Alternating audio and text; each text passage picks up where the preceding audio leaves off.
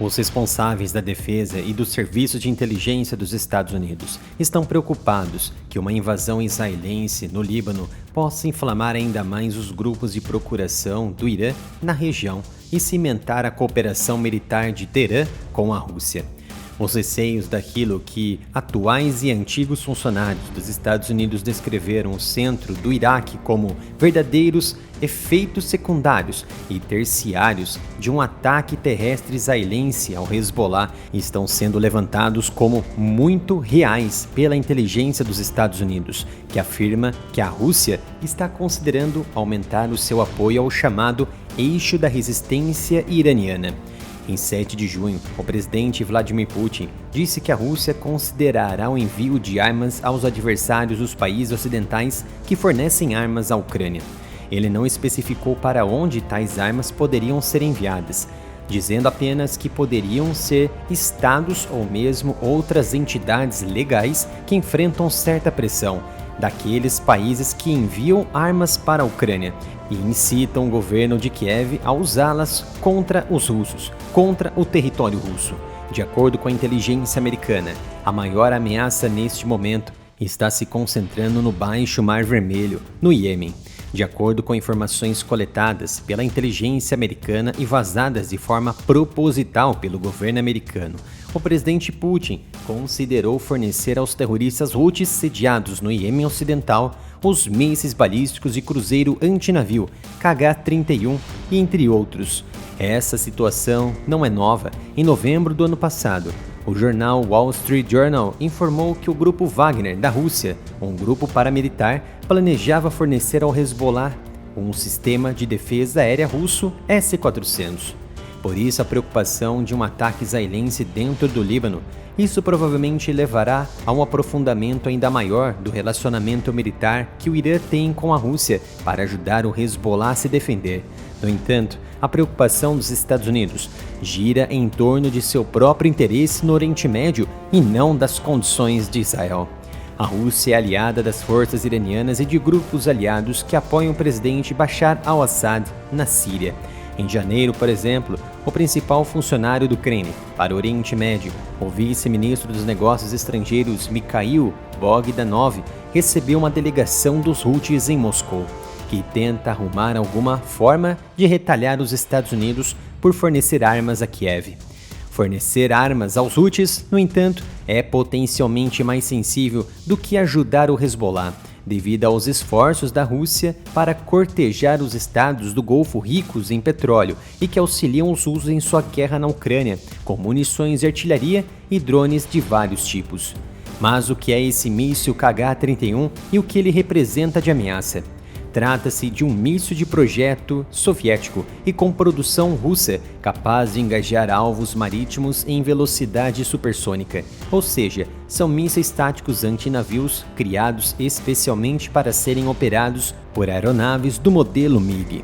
No entanto, nas mãos dos terroristas Houthis, o míssil poderia ser acoplado e adaptado a um lançador terrestre para disparar contra as embarcações da coalizão internacional atualmente presente no Baixo Mar Vermelho, e como o míssil possui um buscador de radar ativo para ser usado contra embarcações de até 4.500 toneladas. Além do mais, o míssil tem alcance mínimo de 7,5 km e alcance máximo de 70 km.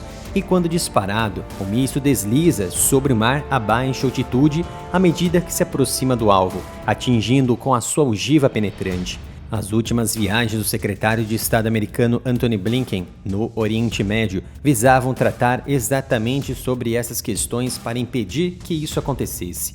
De acordo com a inteligência americana, o príncipe herdeiro da Arábia Saudita, Mohammed bin Salman, interveio para impedir que Putin fornecesse mísseis KH-31 aos Houthis.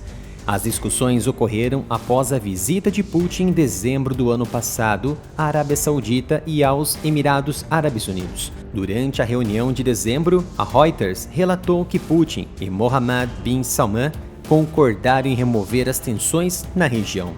Qual a posição dos Estados Unidos diante de uma grave ameaça como esta, em ter terroristas armados, muito bem armados, ainda mais com sistemas antinavios que poderiam ocasionar graves avarias contra navios comerciais e até mesmo militares dos Estados Unidos?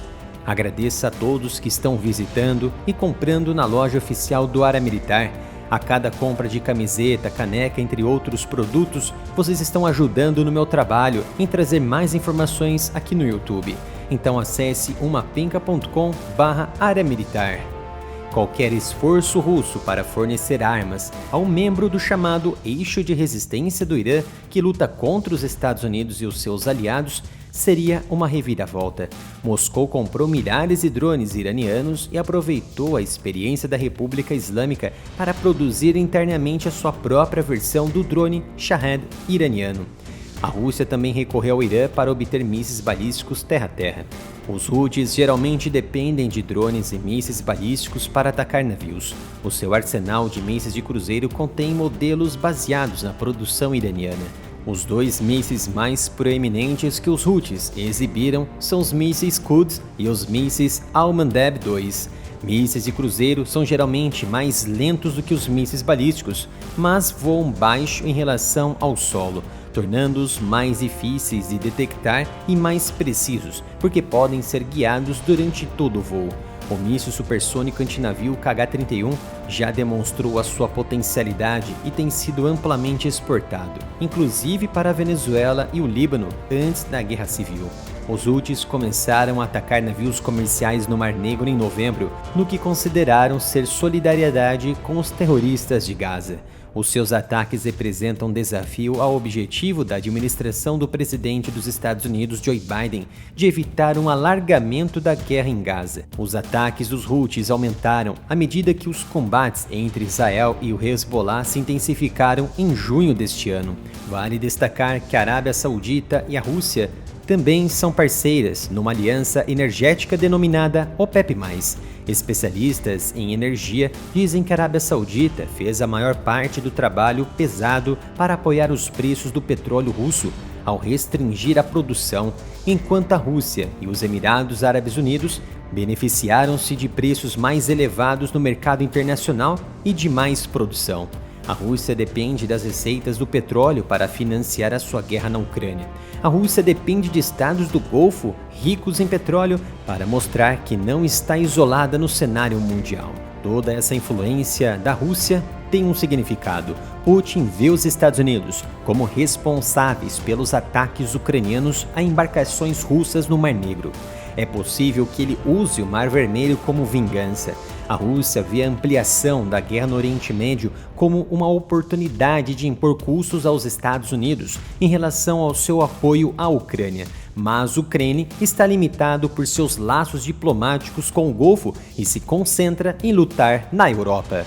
Quando comecei a receber penalizações do YouTube por trazer análises sobre geopolítica e guerra que os grupos politicamente corretos não gostam de ver e ouvir, eu precisei criar o canal Analytics e já ultrapassamos a marca de 10 mil inscritos.